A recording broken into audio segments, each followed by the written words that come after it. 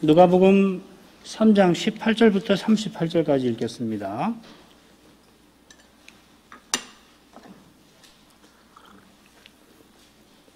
누가복음 3장 19절부터 읽겠습니다. 분봉왕 헤롯은 그 동성의 아내 헤로디아의 일과 또 그의 행한 모든 악한 일을 인하여 요한에게 책망을 받고 이 위에 한 가지 약을 더하여 요한을 옥에 가두니라. 백성이 다 세례를 받을새 예수도 세례를 받으시고 기도하실 때에 하늘이 열리며 성신이 형체로 비둘기같이 그의 위에 강림하시더니 하늘로서 소리가 나기를 너는 내 사랑하는 아들이라 내가 너를 기뻐하노라 하시니라. 예수께서 가르치심을 시작하실 때에 30세쯤 되시니라. 사람들이 아는 바로는 요셉의 아들이니 요셉의 이상은 헬리요 그 이상은 마따시요 그 이상은 레이요 그 이상은 멜기요 그 이상은 얀나요 그 이상은 요셉이요 그 이상은 마따디아요 그 이상은 아모스요 그 이상은 나훔이요 그 이상은 에슬리요 그 이상은 낫게요 그 이상은 마시요 그 이상은 마따디아요 그 이상은 소메인이요 그 이상은 요색이요 그 이상은 요다요 그 이상은 요하나니요 그 이상은 레사요 그 이상은 수르바벨이요 그 이상은 스알리엘이요 그 이상은 네리요 그 이상은 멜기요 그 이상은 마띠요 그 이상은 고삼이요 그 이상은 엘마담이요 그 이상은 에리요 그 이상은 예수요 그 이상은 엘리에서요 그 이상은 요림이요 그 이상은 마따시요 그 이상은 레이요 그 이상은 시본이요 그 이상은 유다요 그 이상은 요셉이요 그 이상은 요남이요 그 이상은 엘리야김이요 그 이상은 멜레아요 그 이상은 맨나요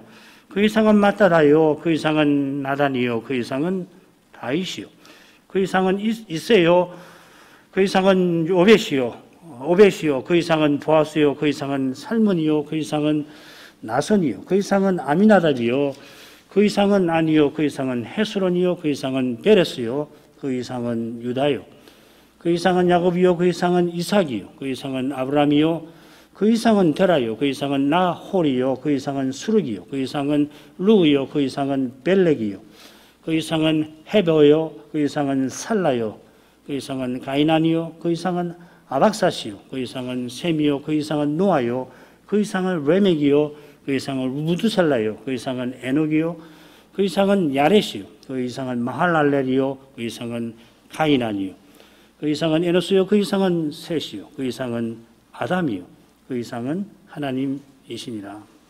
요한이 빈들에서 지내던 어느 날 하나님의 말씀이 그에게 임하였습니다. 임한 그 말씀은 틀림없이 회개의 세례와 또한 메시아에 관한 것입니다.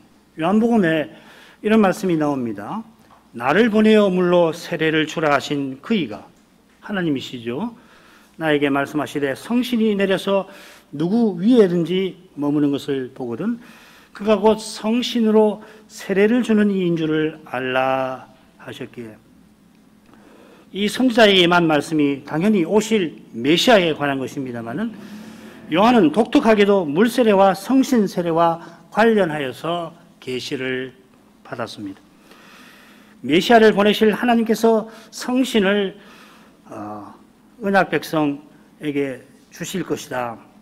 이런 에스겔이나 요엘이 이미 예언하였고 또 성신께서 오실 메시아에게 임할 것이다 하는 예언도 이사야가 했습니다마는 메시아가 오실 때 성신으로 세례 베푸신다 하는 이 내용은 요한이 특별히 받은 말씀이라 할 겁니다. 이것은 물로 세례 베푸는 이 일이 요한이 특별히 받은 사명인 것과 아무도 이런 사명을 받은 사람이 없고 요한이 받은 것과 붙어 있습니다. 세례하는 이 물세례를 회개의 세례로서 전하며 백성들이 메시아를 맞이하도록 준비시켰습니다. 그처럼 요한은 하나님 나라가 곧 임할 줄로 알고 이미 도끼도 나무 뿌리에 놓였다 하나님의 심판을 경고합니다. 요한이 전한 말씀에 무리들과 세리와 군병들이 돌이켜 우리가 무엇을 하리까 회개하며 묻자 요한은 하나님 나라를 구하라 합니다. 그랬더니 모든 사람이 심지어 이 요한이 오실 그리스도가 아니신가 하며 그리스도를 바라며 기다립니다. 그리스도를 기다리는 그들에게 요한은 이 메시아가, 그리스도가 어떤 분이고 얼마나 높으신지를 전합니다. 비록 성경에 다 기록되지는 않았지만은 요한은 기록된 것 외에도 메시아와 하나님 나라에 관하여 다른 많은 말씀을 베풀었습니다. 그가 곧 진노와 심판이 있을 거라고 경고하였지만은 좋은 소식을 전한 겁니다. 그리스도를 힘써서 전한 것이지요. 세례 요한이 백성에게 메시아를 전하고 메시아에게 세례를 베풀지요. 베푸시는 세례 분량이 21절, 22절에 나오는데 그 중간에 이 요한이 투옥된 이야기를 그 사이에 기록을 합니다. 오늘 거기부터 살피면 되죠. 분봉왕 헤롯은 그 동생의 아내 헤로디아의 일과 또 그의 행한 모든 악한 일을 인하여 요한에게 책망을 받고 그 이 위에 한 가지 악을 더하여 요한을 옥에 가두니라. 분봉왕 헤롯 3장 1절에 나왔죠. 갈릴리를 다스리는 안디바스입니다. 헤롯 안디바스입니다. 그가 온갖 악한 일로 인해서 요한에게 책망을 받고도 한 가지 악을 더했다 했는데 그건 요한을 옥에 가둔 일이라 하는 겁니다. 요한을 옥에 가둔 일은 그저 그가 행한 많은 악 중에 하나가 아니라고 사실은 누가는 쓰고 있어요. 조금 후에 설명하겠습니다. 더욱이 그 일은 하나님의 구원 역사에서 매우 중대한 사건과 관련이 되었습니다. 요한이 바리새인과 사두개인들을 향하여 독사의 자식들아 불렀는데 헤롯 안디바스도 그에 못지않게 악을 행하고 있습니다. 그가 감히 선자의 입을 막았습니다. 하나님 말씀을 막은 것이에요. 이 점을 지금 이 누가가 강조하고 있는 겁니다. 그가 요한을 옥에 가둔 연유는 요한이 동생의 아내 헤로디아의 일로 그를 책망한 것이 핵심입니다. 헤로디아가 헤롯 빌립의 아내인데 안디바스가 동생의 아내와 혼인한 겁니다. 이 헤로디아와 혼인하기 위해서 이 본처 아레타스 왕, 이 나바테아 왕국의 아레타스 4세의 딸인 이 본처를 딸을 버렸습니다. 왕이니까 당시 여러 아내를 두더라도 당시 관행에 그리 문제될 것은 없습니다만은 헤로디아도 안디바스처럼 더러운 욕망을 채우려고 그 욕망은 권력욕일 건데 결국 본 남편을 버렸고 헤롯 빌립을 버렸고 안디바스도 본처를 버렸던 겁니다. 게다가 형제의 아내와 혼인하는 것은 레위기 율법에 따르면 가증한 겁니다. 이런 죄는 그 땅도 스스로 그 거민을 토하여 내는 이스라엘을 언약 백성을 멸망에 이르게 하는 그런 무서운 것입니다. 언약의 나라를 망하게 하는 이 죄를 선지자가 그냥 둘 수가 없습니다. 요한은 바리새인과 사두개인들을 독사의 자식들이라 부르며 장차 임할 진노를 경고했듯이 그만큼 가증한 죄를 범한 안디바스를 책망한 겁니다.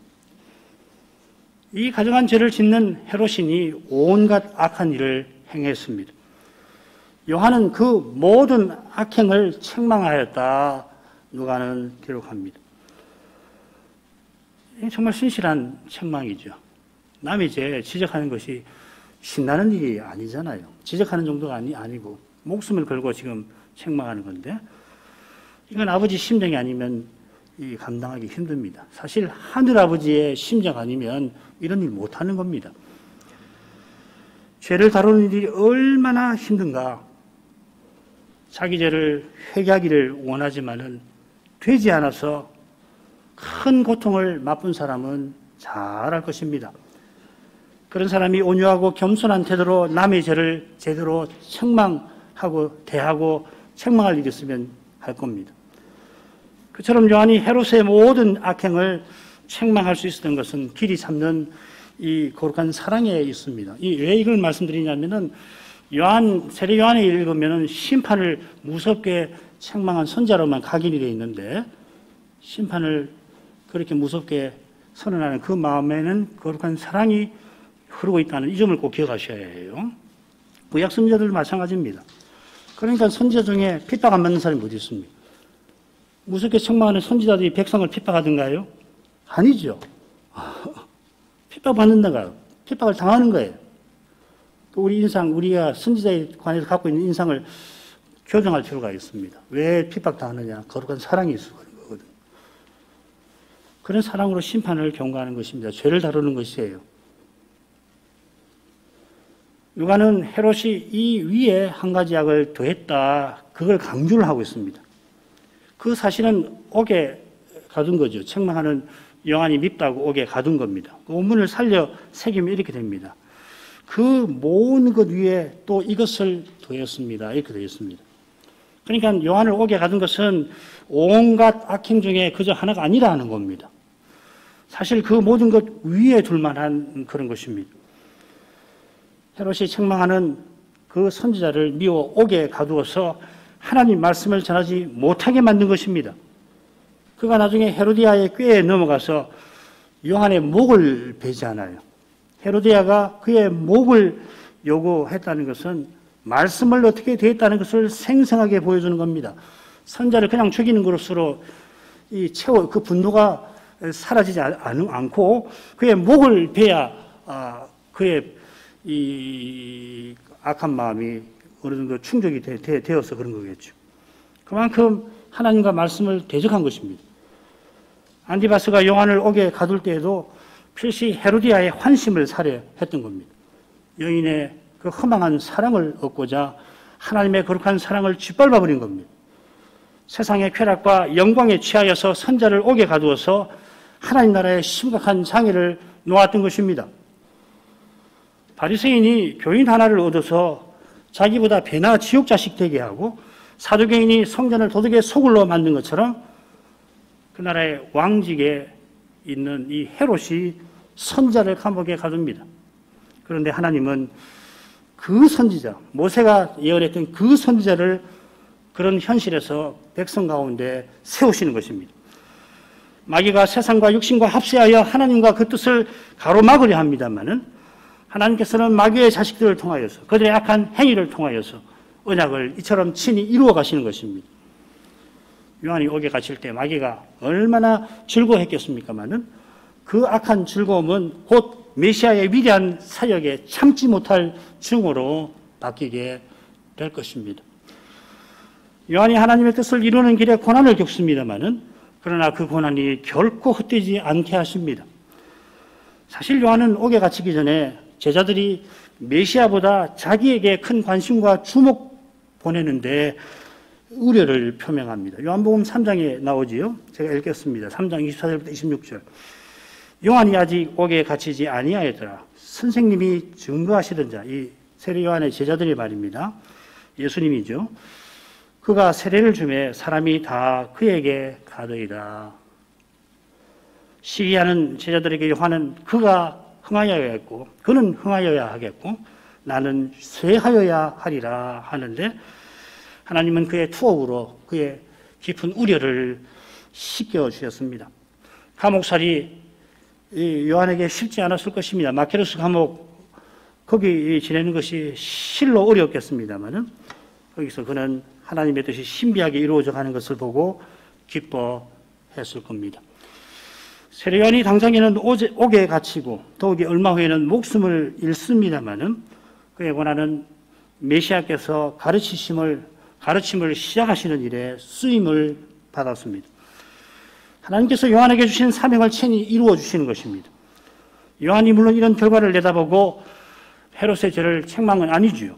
선자로서 맡은 소임을 신실하게 받들었을 뿐입니다. 말씀을 순수하게 전했을 뿐입니다.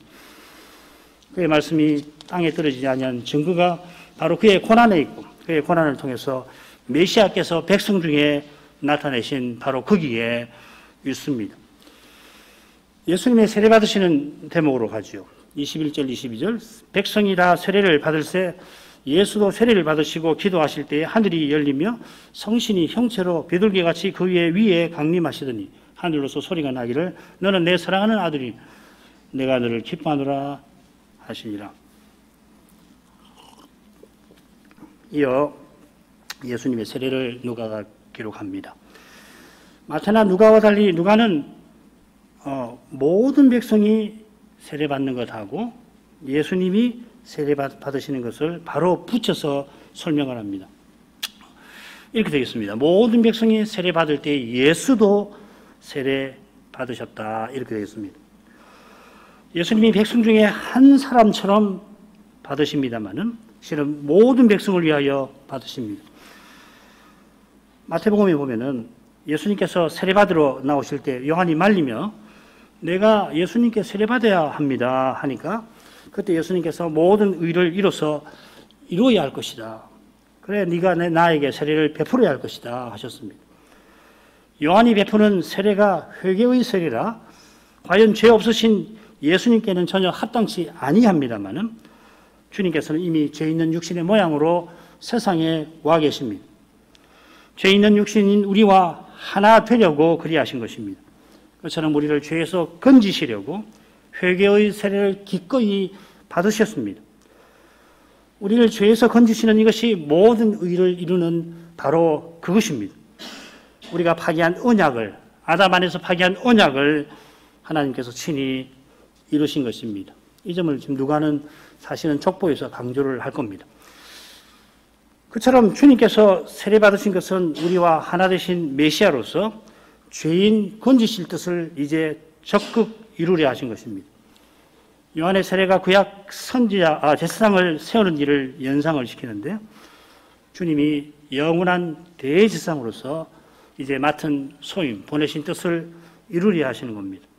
물론 메시아는 제사장만 아니라 왕과 선자의 일도 이루십니다마는 우리도 주님처럼 하나님을 가까이 하게 하시려고 이처럼 낮게 되셨습니다.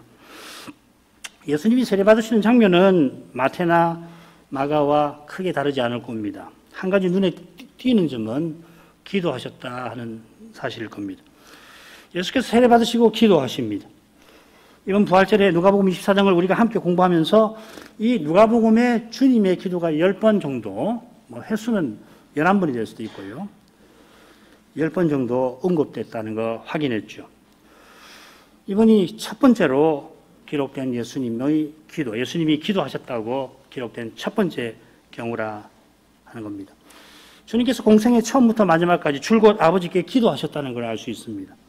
기도하신 것은 물론 아버지께서 보내신 사명을 이루어주십시오. 아버지께서 이루어주십시오. 구하신 것입니다마는 아울러서 아버지와 늘 거룩한 사귐에 계셨다는 겁니다. 그런 점에서 겟세마네에서 십자가를 앞두고 드리신 기도는 예수님이 얼마나 하나님과 우리를 사랑하신 것을 잘 드러냅니다. 예수님은 아버지께 버림받으시니까 가장 싫어하십니다마는 아버지의 뜻을 기꺼이 받으셨습니다. 역설이죠. 버림당하시지만은 그러나 아버지를 더 가까이 하셨습니다. 이 역설 말이에요. 우리가 이 역설을 맛보아야 하는 겁니다. 내 기도를 듣지 아니하시는 것 같고 나를 버리시는 것 같은데 실은 나를 하나님께로 가까이 이끄시는구나. 마침내는 깨닫게 되는 이 역설 말이에요. 믿음에는 이 역설로 가득한 겁니다. 물론 믿음은 매우 합리적인 면이 있어요. 알기 위해서 믿는다는 말이 있죠. 그러나 믿음 자체는 신비한 겁니다. 이성으로, 경험으로 설명 안 되는 요소가 있어요. 왜 그러냐면 우리가 믿는 하나님과 그리스도가 그런 분이시라 그런 겁니다. 이런 믿음의 신비가 있어야 해요.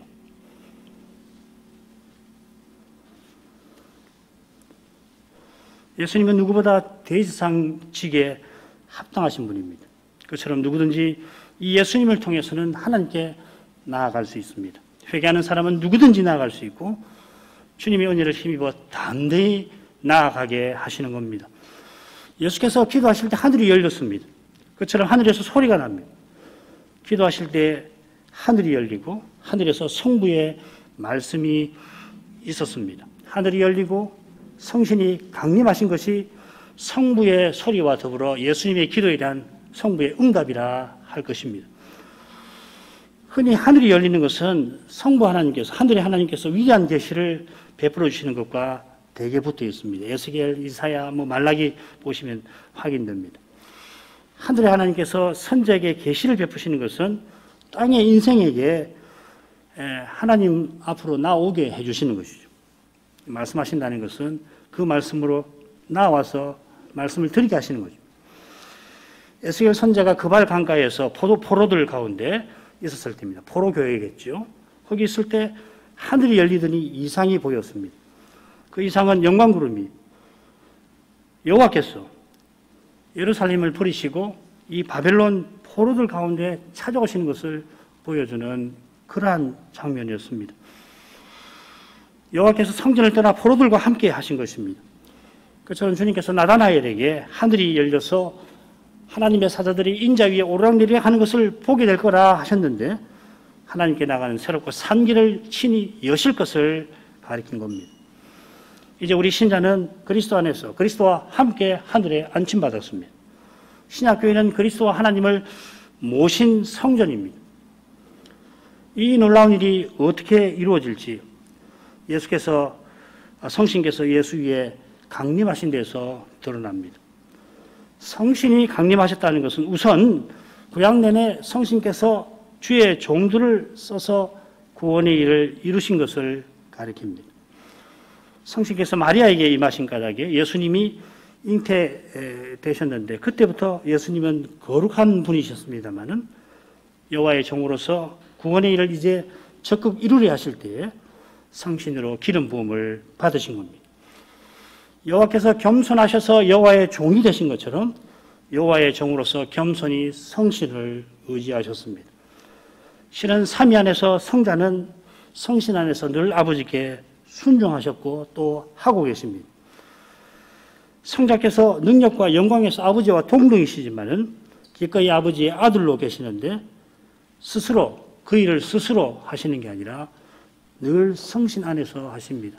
이걸 꼭 기억하셔야 해요. 그처럼 이제 아들은 아버지의 보내심에 순종하셨고 성신을 받아 그 성신을 의지하십니다.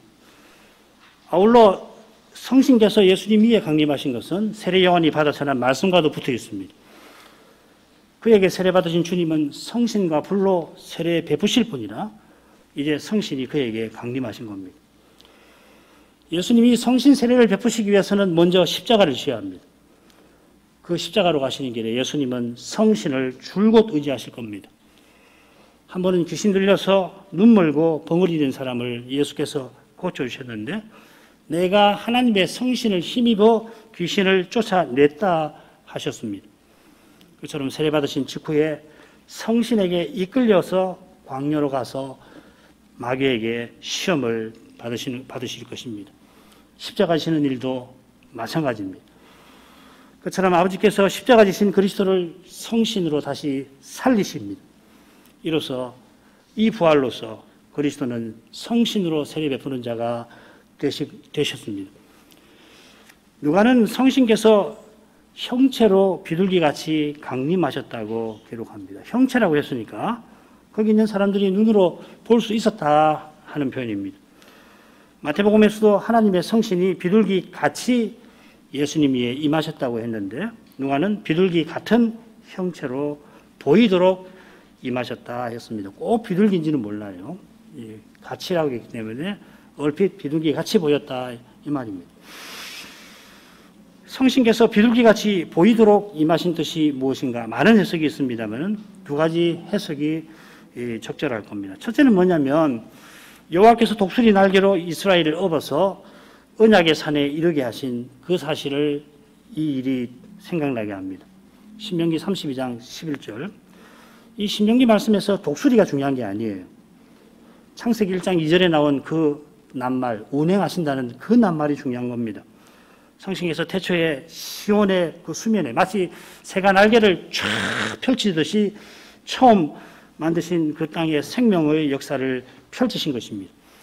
그처럼 성신께서 시내산에 이르기까지 이스라엘 위에 그처럼 역사하셔서 언약 백성 되게 하셨습니다. 지금 성신께서 임하셔서 메시아 위에 임하셔서 새 언약 백성을 창조하려 하시는 것입니다. 둘째로 비둘기 같은 형체로 임하신 것은 창세기 8장의 장면을 떠오르게 합니다. 비둘기가 홍수 위에 새하늘과 새 땅이 시작됐다라는 증거를 가지고 방주로 돌아왔죠. 그처럼 성신께서 비둘기같이 예수님께 임하신 것도 이 예수께서 새로운 창조, 새로운 제국을 가져오실 분임을 보여줄 것입니다.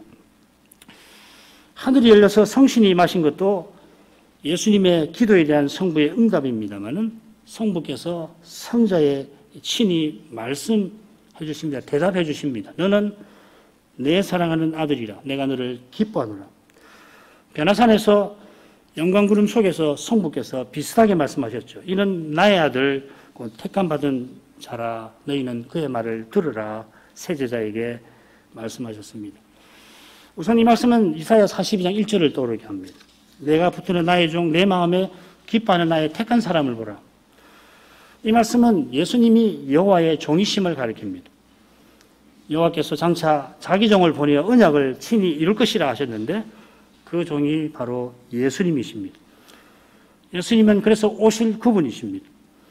그처럼 예수님은 시편 7절에 여호와께서 너는 내 아들이라 부르신 다윗의 후손이십니다. 예수님은 메시아로서 아들이실 뿐만 아니라 실은 성부의 독생자이십니다. 성부께서 너를 기뻐하노라 하신 대로 성자에게 아버지의 전부를 주십니다. 이 요한복음의 주제가 이것이죠.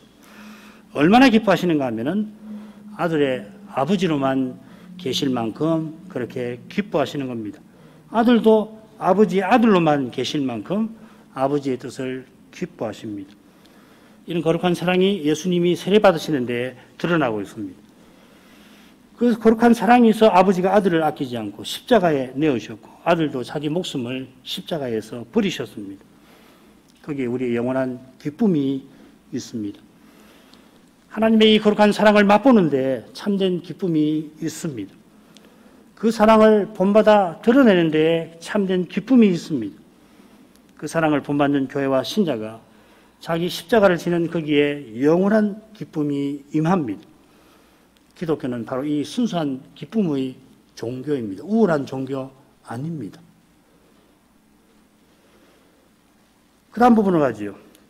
예수께서 세례받고 가르치심을 시작했다 하셨다. 누가가 이어가는데 그런 다음에 하나님의 아들로서 예수님의 족보를 길게 덧붙입니다. 먼저 23절을 읽겠습니다. 예수께서 가르치심을 시작하실 때에 30세쯤 되시니라. 사람들의 아는 바로는 요셉의 아들이니 요셉의 이상은 헬리요. 23절은 이렇게 됩니다. 그리고 그가 곧 예수시라 이렇게 되었습니다. 이 번역이 참 좋을 것 같아요. 그가 곧 예수시라 30세쯤 가르치심을 시작하셨더라. 이렇게 번역하는 건 좋습니다. 성부께서 말씀하시는 바로 그분이 성신께서 강림하신 그분이고 요한에게 세례받으신 그분인데 바로 그분이 예수라 하는 겁니다. 누가복음 3장에서 이 23절에 비로소 예수라고 하는 이름이 등장합니다. 물론 요한이 성신으로 세례해 주실 분이라고 소개했고 이사야가 예언한 대로 요한이 앞서 그 길을 예비한 주님이라고도 알렸습니다마는 이제야 그분이 예수라 하는 것을 누가가 밝히는 겁니다. 1, 2절에 그 이름이 나옵니다마는 이 예수는 마리아에게 잉태되신 분이고 나사렛에서 갈릴리 나사렛에서 자라나신 한 인물, 한 사람입니다. 이 사람이 여호와의 종이시고 그리고 영원하신 아들이십니다. 그리고 그가 곧 예수시니 30세쯤 시작하시니라 누가는 이어갑니다. 번역하신 분들이 우리말 번역하시는 분들이 가르치심을 시작하셨다. 그 가르치심을 하고 덧붙여 넣었습니다. 이 번역이 나쁘지 않습니다. 왜냐하면 사도행전 1장 1절에 보면은 예수께서 행하시며 가르치시기를 시작하셨다 기록을 했기 때문에 그렇습니다. 이 시작했단 말이 같은 말이거든요. 누가가 여기 언급하지 않았지만은 예수님이 행하시며 가르치심을 시작하셨다 한 겁니다. 그러니까 시험 받으시는 것도 이 행하심과 가르치심을 시작하신 거라고 보는 거죠. 그래서 여러 영역분, 여러분 갖고 계신 영어 영역분 보면은 사역을 시작하셨다 이렇게 되어 있을 겁니다. 예수님의 사역을 행하심과 가르치심으로 나눌 수가 있습니다. 예수님이 하나님 나라의 표적을 행하시고 그 나라의 교훈을 베푸실 겁니다. 예수님이 이 30세쯤 되셔서 시작하셨다 전합니다. 30세쯤이라 한 대로 주님께서 사역을 시작하신 나이가 계산해 보면은 30세가 살짝 넘는 것 같아요. 탄생하실 때가 헤롯 대왕이 살아 있었는데 그가 주전 4년에 죽거든요. 그러니까 주님은 주전 4년쯤에 출생하셨을 겁니다. 세례요한이 선지자로 나선 때가 주 28년, 29년인데 28년으로 볼 수 있습니다. 그렇게 계산하면은 32가 아니죠, 그죠? 왜냐하면 주전 4, 3, 2, 1, 0이 아니라 주후 1년으로 이어지니까 0이 없어지니까 그대로 계산하면 31인데 30세 조금 넘으신 것 같아요. 30년 몇 개월 이렇게. 혹은 31년 직전인지도 모르겠습니다. 잘 모르겠습니다. 그래서 이제 누가는 30세쯤이라고 말하는 것 같습니다. 왜 이걸 이야기하냐면은 세례받아서 메시아 직무를 감당하신 그 나이가 예전에 구약시대에 제사장이 직무를 맡았던 바로 그 나이거든요. 여러 왕들이 이 나이에 왕위에 오르기도 했고요. 그 점을 강조하려는 겁니다. 이어 주님의 유명한 족보가 길게 나옵니다. 이 족보가 마태복음과 여러 면에서 다르죠.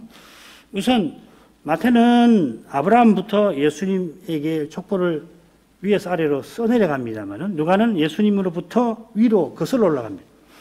곧 그가 예수신이 사람들의 아는 바로는 요셉의 아들이니 요셉의 이상은 헬리요. 여기 이제 우리 성경에 누구의 이상은 이렇게 번역을 했는데 어순이 달라서 그렇습니다.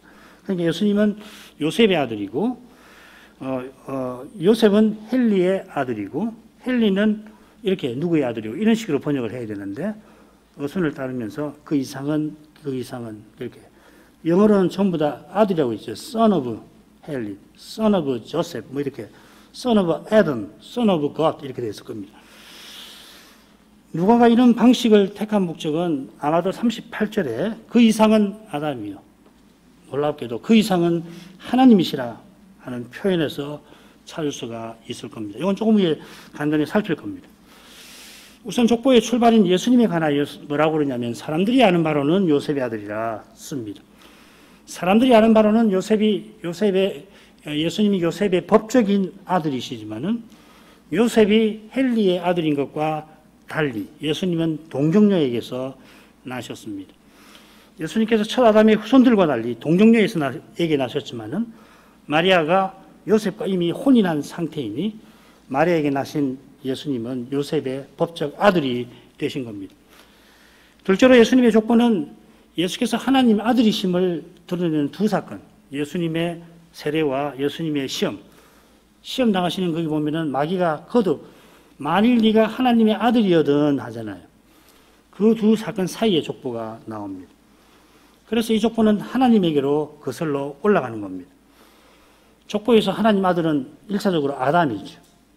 아담이 하나님의 아들인 것은 바로 이어 예수님께서 하나님 아들로서 마귀에게 시험 받으시는 사건과 붙어 있습니다. 다시 말하면은 아담이 인류 시초에 이 마귀의 시험을 받아 실패했는데 이제 아담의 후손인 그 요셉의 법적 아들로서 예수님께서는 마귀의 시험을 받으시고 물리치시는 것입니다. 셋째로 예수님의 족보는 예수님께서 요한에게 세례받으신 일이나 마귀에게 시험 받으신 그 일이 하나님이 창조하신 아담의 후손들, 우리를 위한 것임을 잘 보여줍니다. 반면에 마태복음의 족보는 아브라함과 다윗의 후손으로서 예수님이 옛 언약을, 이스라엘과 맺으신 언약을 이루시고 마침내 하나님 나라의 왕이 되시는 것을 보여줍니다. 다윗의 후손으로서 왕이 되시는 보여주는 겁니다. 이런 차이는 누가가 세계 제국을 무대로 주님의 사역의 시작을 알리는 것과도 붙어 있습니다. 역시 주님께서 오순절 후에 예루살렘에서부터 땅끝까지 교회에 세워서 영원한 제국을 이루시는 사실을 가리킵니다. 이건 예수님의 시험에서도, 둘째 시험에서도 누가복음의 둘째 시험인데 거기서 알게 될 겁니다. 주님께서 행하신 일이 얼마나 높고 넓고 깊은지 누가 선생이 다른 복음서와 비슷하면서도 다른 내용을 담아내는 이런 데서 조금 헤아리게 됩니다. 주님께서 행하신 일이 그러한 만큼 주님은 실로 거룩하고 높으십니다. 지극히 높으신데 낮고 천한 우리와 함께 하십니다.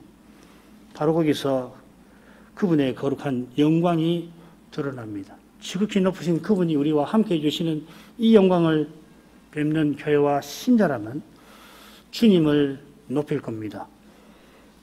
우리가 겸손한 만큼 주님을 높이게 될 것입니다. 기도하겠습니다. 거룩하신 아버지, 예수께서 사람이시며 또한 하나님이신 이 진리의 사실이 주님이 세례받으시는 일에서 환히 드러납니다. 하나님이 하나님의 종으로서 이 세상에 오신 것입니다. 사람들이 아는 바로는 요셉의 아들이셨지만은 실은 동정녀 마리아에게서 성신으로 잉태되셨습니다. 사람이시지만 타락 이후에 여느 사람과 달리 죄가 없으십니다. 죄가 없으신데도 기꺼이 회개의 세례를 받으셨습니다. 성부께서도 예수께서 영원한 아들임을 알리시는 동시에 친히 보내신 여호와의 종이라 밝히십니다. 이는 주님께서 아담에게서 태어난 인생을 위하여 고난받기 위하심입니다. 하나님께서 인생을 창조하신 그 뜻을 친히 이루시기 위함입니다. 그 뜻이 실로 거룩한 까닭에 그 뜻을 이루시는 주님도, 주님의 길도 그와 같이 거룩하십니다. 주의 말씀에서 이 거룩한 영광을 늘 뵙게 해주시고 주께서 주신 그 자기 십자가를 지고서 주님의 길을, 주님을 좇는 그 길에서 그 영광을 드러내게 하옵소서. 자기 십자가 지는 그 길이니 연약한 인생이 감내하기 힘들지만은 주께서 내려주시는 그 기쁨으로 기쁘게 그 길을 걷게 하셔서 과연 주님이 친히 그 길을 보이시고 인도하신다는 이 진리를 날마다 터득할 수 있게 하옵소서. 예수님 이름으로 기도합니다. 아멘.